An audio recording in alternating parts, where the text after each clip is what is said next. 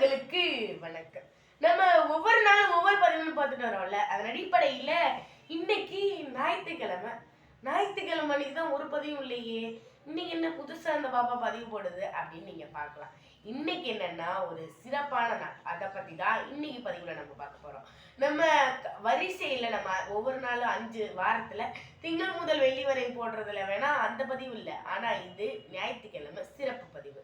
இந்த பதிவு என்ன அப்படின்னா, இன்னைக்கு தமிழ் வருட பிறப்பு அப்படின்றது எல்லாருக்கும் தெரிஞ்ச ஒண்ணுதான். இந்த தமிழ் வருட பிறப்பை பத்தி தான் இன்றைய பதிவுல நம்ம பார்க்க போறோம். என்ன அப்படின்னா, இந்த தமிழ் வருட பிறப்பு ஏன் சித்திரை மாதத்துல கொண்டாடுறோம், ஏன் தை மாசத்துல கொண்டாடக்கூடாதா? தை மாதம் தானே தமிழர் திருநாள் பொங்கல்லாம் வருது. அது மட்டும் இல்லாம அந்த மாதத்துலதான் விவசாயிகள் எல்லா அறுவடையெல்லாம் செஞ்சு எல்லாத்துலயுமே சிறந்து இருக்கிறது தை மாசம். அப்ப தை மாசத்துல வைக்காம ஏன் சித்திரை மாசத்துல வச்சாங்க தமிழ் வருட பிறப்ப அப்படின்னு உங்க எல்லாருக்கும் ஒரு ஐயம் இருக்கலாம்.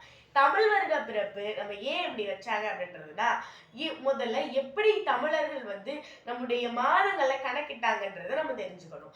என்ன அப்படின்னா, 12 ராசிகள் நமக்கு இருக்குன்றத தெரிஞ்சுக்கணும். இந்த 12 ராசிகளை வச்சு நமக்கு முதன்மையான கோள் சூரியன் தான். இந்த சூரிய குடும்பத்துல நமக்கு இருக்கிற சூரியனை மையமா வச்சுதான் எல்லா கோள்களும் சுத்தி வருது. அதே மாதிரி அந்த சூரியன் 12 ராசிகள்ல ஒரு ராசிக்கும் ஒரு மாதம் தாண்டும் போதுதான் அதை மாத பிறப்புன்னு சொல்றோம்.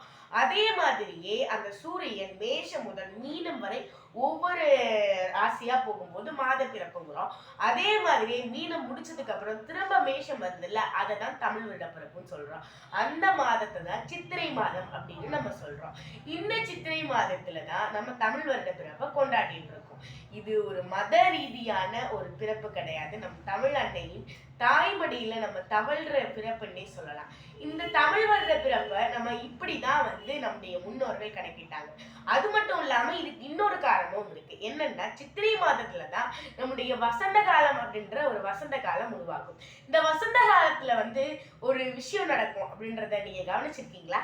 என்ன அப்படின்னா, இந்த வசந்த காலத்துலதான் மாமரத்துல மாம்பழம்லாம் பழுத்து தொங்கும். அதே மாதிரியே வேப்ப மரத்துல பூக்கள்லாம் பூத்து குழுங்கும். இதை வச்சு இதுல என்ன பாப்பா இருக்கு, இது இயல்பா நடக்கிறது தானே.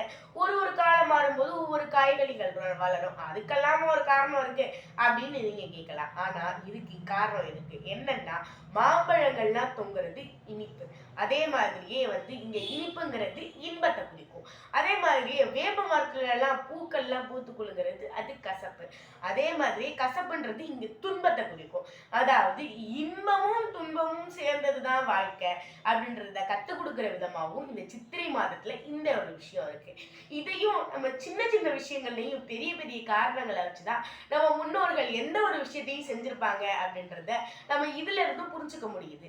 இந்த தமிழ் வருட பிறப்பு ஏன் இவ்வளவு சிறப்பா கொண்டாடப்படுது அப்படின்னு கேட்டா, என்னன்னா, இந்த தமிழ் வருட பிறப்புலதான் நிறைய பேருடைய இந்து மதத்தை அடிப்படையா வச்சு இந்த தமிழ் வருட பிறப்பு வந்திருக்குன்றதை விட தமிழ் மொழியை அடிப்படையா வச்சு இந்த தமிழ் வருட பிறப்பு வந்திருக்குன்றதே முக்கியம் தான். அதே மாதிரியே இந்த இந்து மதத்துல என்ன சொல்றாங்க அப்படின்னா, தமிழ் வருட பிறப்புலதான் இந்த சித்திரை மாதத்துலதான் இந்த முதல் மாதம் இந்த சித்திரை இதுல வர பௌர்ணமியில தான் சித்திரகுப்தர் அப்படின்றவர் பிறந்தாரு அப்படின்னு சொல்றாங்க. இந்த சித்திரகுப்தர்னா யாரு, அவருக்கு ஏன் இவ்வளவு சிறப்பு அப்படின்னு நீங்க கேட்கலாம். இந்த சித்திரகுப்தருக்கு உண்மையிலேயே ஒரு சிறப்பு இருக்குங்க. ஏன் இந்த சித்திரகுப்தரை இவ்வளவு நல்லா வழங்குறோம் அப்படின்னா, இவரு தான் பாவங்களையும் புண்ணியங்களையும் எழுதி சொல்லுவாரு அப்படின்றது ஐதீகம். இந்த பாவங்களையும் புண்ணியங்களையும் எழுதுற இந்த சித்திரகுப்தர் தான் எந்த ஒரு பாவமா இருந்தாலும் அதை குறைக்கவோ கூட்டவோ இவரால மட்டும்தான் முடியும். அதனால சித்திரகுப்தரை சித்ரா பௌர்ணமி அன்னைக்கு அவரை வணங்கி, நான் செஞ்ச இந்த பாவங்கள் எல்லாத்தையும் மறந்துருங்க, நான் பாவம் செய்யவே கூடாது, அந்த பாவம் செய்யாததுக்கு எனக்கு நீங்க துணை இருக்கணும் அப்படின்னு சொல்லி சித்ரா பௌர்ணமியில அவரை வணங்குவாங்க. அதே மாதிரியே இந்த மாதத்துலதான் பிரம்மர் நம்மளுடைய படைத்தல் தொழில ஆரம்பிச்சாரு அப்படின்றதையும் சொல்றாங்க. அது மட்டும் இல்லாம இந்த நாள்ல தான் நம்முடைய அம்மன் தோன்ற மாதமாகவும் இந்த சித்திரை மாதம் தான் இருக்குது. அதே மாதிரியே நம்முடைய சிவனுக்கு இந்த மாதத்துல அபிஷேக ஆராதனை எல்லாம் பண்ணி நமக்கு ரொம்பவே சந்தோஷத்தை அளிப்பாங்க. தமிழ்நாடு முழுக்க பல இந்து கோயில்கள்ல இந்த மாதத்துல திருவிழா நடக்குது. ஏன் எல்லா மாதத்துலயும் தான் நடக்குது, இந்த மாதத்துலயும் மட்டும் நிறைய கோயில்கள்ல ஏன் திருவிழா நடக்குது அப்படின்னு கேட்டா, இந்த மாதம் ஒரு சிறப்பான மாதம். அப்படின்னே சொல்லலாம்.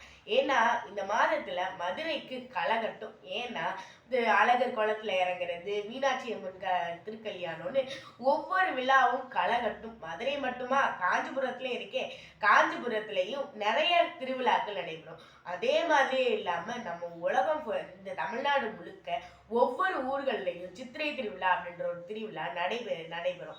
எல்லா ஊர்லயுமே அவசியம் நடக்கிற இந்த சித்திரை திருவிழா எவ்வளவு முக்கியமானதுன்றது தெரியுமா? அதனாலதான் முன்னோர்கள் கணிச்சு இந்த சித்திரையை நமக்கு தமிழ் வருட பிறப்பா இந்த நாள்ல நமக்கு கொடுத்துருக்காங்க.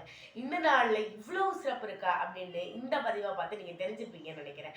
அது மட்டும் இல்லாம இந்த நாள்ல இன்னொரு சிறப்பும் இருக்கு. அப்படி என்னப்பா அந்த சித்திரை திருவிழால ஏன் இன்னும் நடத்துறாங்க அப்படின்னு சொல்ல போறியா அப்படின்னு கேட்டா அதுதாங்க இல்லை. இந்த சித்திரை திருவிழால நம்மள சட்டத்தை அடிப்படையில நல்ல வழியில நம்மளை அழைச்சிட்டு போன, அதே மாதிரி சட்டத்தின் அடிப்படையில எல்லா மக்களும் ஒண்ணுதான் அப்படின்னு சொன்ன நம்முடைய டாக்டர் B.R. அம்பேத்கர் சட்டமேதை அவர்களுடைய இன்று அவர் பிறந்த நாளும் இன்றுதான். இந்த தமிழ் வருட பிறப்புல அவர் பிறந்த நாளோட நம்ம இந்த வருடத்தை நம்ம தொடங்குறதுல ரொம்பவே சந்தோஷப்படுறோம்.